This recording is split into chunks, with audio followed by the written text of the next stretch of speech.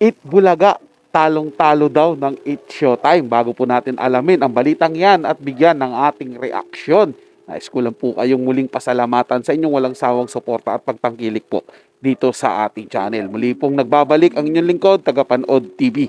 Welcome back po dito sa ating YouTube channel at Facebook page. At muli ko po kayong iniimbitahan, lalong-lalo na po sa mga bagong napadaan lang dito sa ating channel, na huwag nyo po sanang kalimutan na mag-subscribe.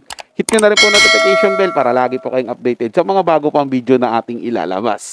Share, like, and comment din po kayo mga tagapanood. Natin niyang babasahin at pupusuan. So simulan na natin ang ating reaction video sa araw na to mga tagapanood. Let's do this! Hello everyone! Kung bago pa lang kayo dito sa ating channel, mag-subscribe na kayo at i-hit ang notification bell para lagi kayong updated sa mga balitang napapanahon. Welcome po sa Ders TV Update. Samantalang pag-usapan naman natin ang tungkol po dito sa pinost ni Bailon ngayon. Sabi niya dito, Eat Bulagta daw. Era na ng It's Showtime. Malinaw ang mga numero. Overall, ang disputed number 1 ang Kapamilya Noontime Show na It's Showtime.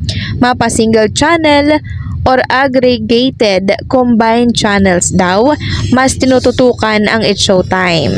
So, nagbahagi po siya ng ratings ng It's Showtime and syempre ng Eat Bulaga. So, parang pinagkumpara niya po, no, lahat ng nakukuhang ratings ng Eat Bulaga dito po sa It's Showtime. Ngayon, ito po yung naging comment, no, sa comment section ng naturang post ni Bailon ngayon. Ito po ay komento nitong si Ito ang True. Ito ang True Eat Bulaga Defender Network. Basahin po natin. Sabi dito, kaya pala hindi rin dahil sa Eat Bulaga di makakapag-promote ang mga kapamilya artist nyo nga, mga show nila sa TV5. Showtime nyo nga di makapag-promote ng sariling teleserye dahil binawalan kayo ng GMA. May side ka rin, Bailon, ngayon. Toxic. And then may nag-comment pa dito na real talk, paano kaya kung tig-dalawang channel lang pinapanood sa Showtime? Walang A2C, Kapamilya Channel, GTV at GMA kumpara sa dalawang channel lang ng Eat Bulaga sa TV5 at RPTV. Saan kaya pupulutin ang Showtime? Lagi na lang kayong puro comparison. Good vibes lang mga lodi, wag masyadong bitter. Tapos, ito pa po ang sinabi ni Ito ang True sa caption ng dalawang screenshot niya na kung saan ay mula po kay Bailon ngayon. Sabi niya, pasalamat ka nga Bailon ngayon kung hindi dahil sa Eat Bulaga na kinukutya mo ay hindi makapag-promote ng teleserye ang artista nyo sa ABS-CBN. Syempre, nasa TV5 sila alangan namang sa Showtime nyo, di pinagalitan kayo ng GMA7. Utak-utak, wag puro putak. Ang intindihin nyo na lang, mabuti pa ay kung paano makapag-promote si Kim Chiu ng mga programa niya sa TV5 kung part siya ng It's Showtime sa GMA. Aber, sige nga, baka isang araw di makatiis yan. Maglaro siya ng therapy sa Eat Bulaga kasama si Paolo Avellino, di iyak ka na naman. Actually, kanina naisip ko din itong sinabi ni Ito ang True. Naisip ko na paano kaya kung isang araw tumapak itong si Kim Chiu sa Eat Bulaga. Alam naman natin, di ba, na itong si Kim Chiu po ay host ng It's Showtime. Kasi ito pong si Kim Chiu ay hindi po makapag-promote sa It's Showtime na mga programa po nila dyan sa ABS-CBN na umeere po sa TV5 kasi bawal nga namang mag-promote sa It's Showtime na umeere po sa GMA Network, sa GTV. So bawal yon kasi kakompetensya po ng GMA Network itong mga programa nitong si Kim Chiu. No? So akala ko ba tapos na yung network war? So bakit may mga pagbabawal pa po na nagaganap, 'di ba? So, possible, no, malaki naman yung chance na tumapak itong si Kim Chiu dito po sa Eat Bulaga, lalo na at close sila ni Bossing Vic Soto. Natural, ipapakita niya po yan mga tagapanood, no? Itong defender ng It's Showtime ng Kapamilya Network. Natural po. Papakita niya siyempre kapag lamang yung It's Showtime. Pero nung lumalamang lamang yung TVJ, yung Eat Bulaga, mga tagapanood, hindi niya po pinapakita yun. Siyempre nga naman lamang, talo. Di po ba?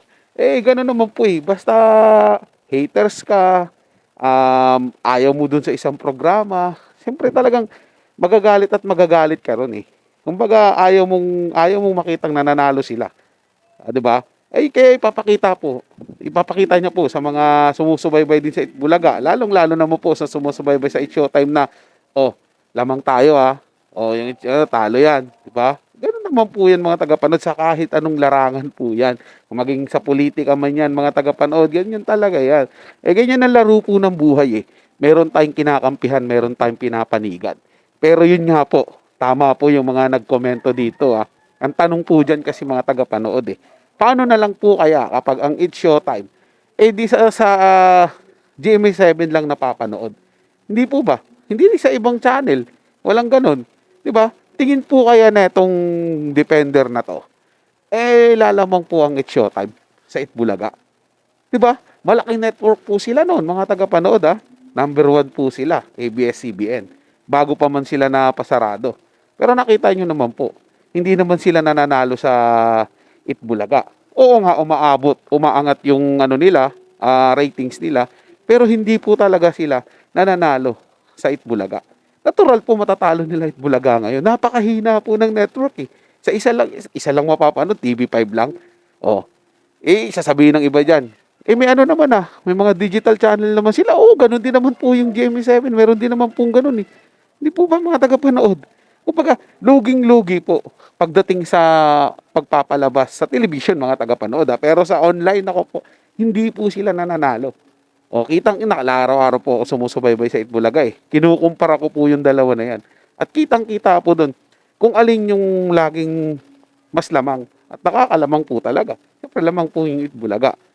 May panahon po na lalamang talaga ang It's Showtime. Siyempre nga po, depende yan sa mga napapanood nila, anong mga segment yung inaabangan ng tao. Nagkataon po, maganda yung segment ng It's Showtime. Di ba? Pero hindi po maaalis doon na talagang mananalo ang It's Showtime dahil po sa lawak. Sa lawak po sa lawak ng network coverage nila kumpara po sa Itbulaga. Nakakaunti lang po yung coverage na nakukuha nila. Ganun po yun mga tagapanood. Hindi po nangangahulugan doon sila na po talaga ang nananalo, yung It's Showtime na.